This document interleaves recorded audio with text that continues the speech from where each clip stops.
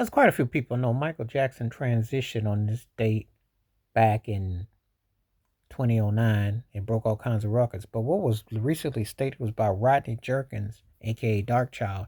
He said that Michael Jackson's long running voice coach C3 said that Michael Jackson found the Lord 2 weeks before he transitioned. I thought that's pretty powerful. A lot of people don't understand.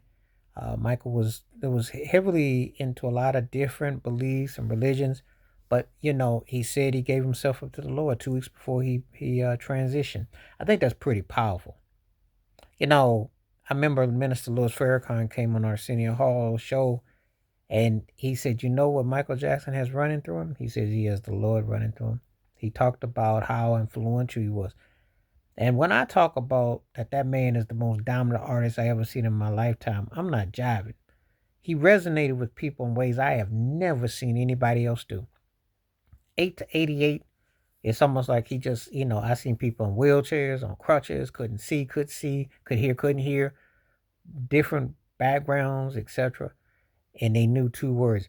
I know some people from different countries couldn't even know no language. They knew Michael Jackson. He just hid in a way. And I always would think that spiritually that was something that was quite profound. So when I heard that this was said by Rodney Jerkins, he said that Michael Jackson on his vocal coach C3 said that he found the Lord 2 weeks before he transitioned. I thought that was quite powerful. He had made peace almost with himself. Um, when you hear this about artists and entertainers, you never know what's going on. There are so many conflicting stories to this day. They've done the man a disservice. He never gets to rest in peace. Um, and I'll tell it like this. They still mad that a black man flipped the script. Yeah, I'm going to tell the truth. Because Thriller was everything. You know, they said Off the Wall was too black, and the Grammys was racist, and Billboard's racist, and Rolling Stones racist, all of them. But what would that industry be without him?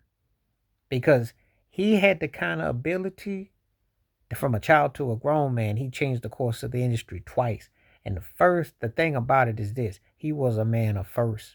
He was the Jackie Rhymes of the music video and of the whole thing. He really was a pioneer of it all because you can't hit hard as him for decade upon decade. And he came in three different packages. If you loved him, you support him to the fullest. If you were good with him, you bought him and you bought others. And if you couldn't stand him, you made sure you bought others because you knew he was prevalent.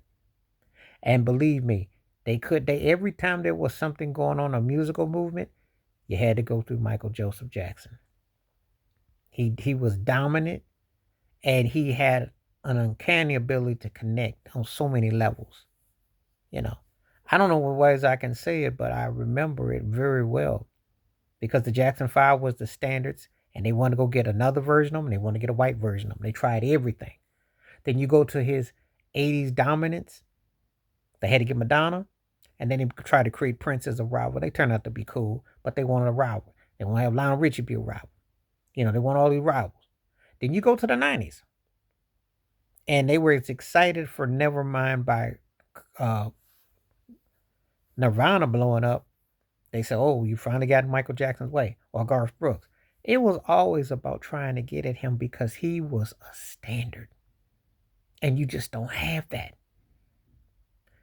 So when you watch fakeness of Jay-Z and Beyonce with all them Grammys nominations, you know good and well they ain't hitting on Michael Jackson.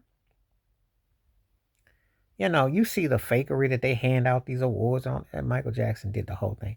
When you hear some ignorance of Jay-Z talking about Coachella, I said, look, Michael Jackson set a bigger stage. He did the thing. People be lying all the time.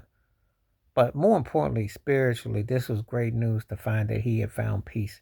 He had done his due diligence on earth. The man spent 85% of his life on a stage from the time he was 5 years old till he transitioned at 50. Let that sink in. He knew no other way, and he gave him. I think Debbie Gibson, the singer and the songwriter, said it best. He gave himself to the public, and he did it on the highest level that you can imagine. So, just along with me remembering this particular day, I'm glad to hear this story about Michael Jackson. Please like, subscribe, welcome thoughts, comments, and I do respond. Thank you. Wash your hands, keep your mind clear, watch out for another. Share it if you like. Stay safe, stay blessed, stay woke, stay free. I'm my one time. Peace.